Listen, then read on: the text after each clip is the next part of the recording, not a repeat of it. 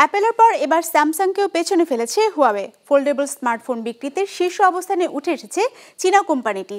বাজার গবেষণা প্রতিষ্ঠান কাউন্টার পয়েন্টের প্রতিবেদনে এমন তথ্য উঠে এসেছে। ডেস্ক রিপোর্টে বিস্তারিত। ওয়ালটন ফ্রিজ কিনে অনেকের মতো আপনিও হয়ে যেতে পারেন মিলেনিয়াল। সেরা পণ্যের সেরা অফার। মার্কিন নিষেধাজ্ঞার প্রভাব কাটিয়ে আবারও ঘুরে দাঁড়িয়েছে চীনা টেক জায়ান্ট হুয়াওয়ে।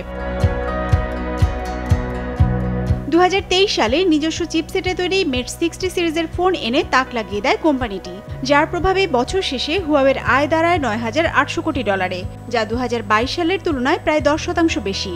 আর চলতি বছর পিউরা 70 সিরিজের ফোন বাজারে আসার পর চীনের বাজারে রীতিমতো হুমকিতে পড়েছে আইফোন বিক্রি।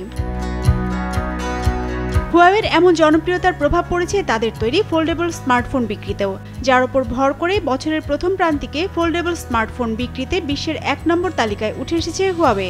পেছনে ফেলেছে এই সেগমেন্টে শীর্ষে থাকা স্যামসাংকে, এমনটাই উঠে এসেছে কাউন্টার পয়েন্ট রিসার্চের প্রতিবেদনে।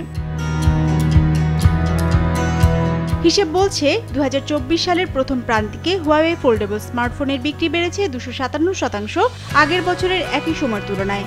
একই সময়ে দক্ষিণ কোরিয়ার টেক জায়ান্ট স্যামসাং এর বিক্রি নেমে এসেছে 23%, আগের বছর যা ছিল 58%।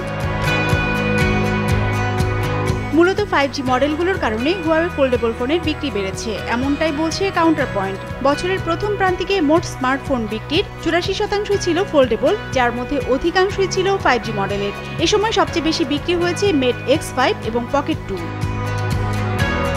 অন্যদিকে নতুন ডিভাইস উন্মোচনের ধীরগতি স্যামসাং এর ফোল্ডেবল ফোনের বাজারে মন্দার কারণ হতে পারে বলে মত বিশ্লেষকদের, যা কাটিয়ে উঠতে গ্যালাক্সি জেড ফোল্ড কি ও ফ্লিপ 6 বাজারে আনার প্রস্তুতি নিচ্ছে কোম্পানিটি।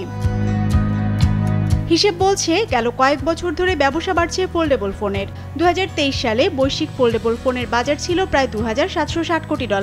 আগামী 10 বছর যা 16% হারে বাড়তে পারে বলে পূর্বাভাস আছে বিশ্লেষকদের।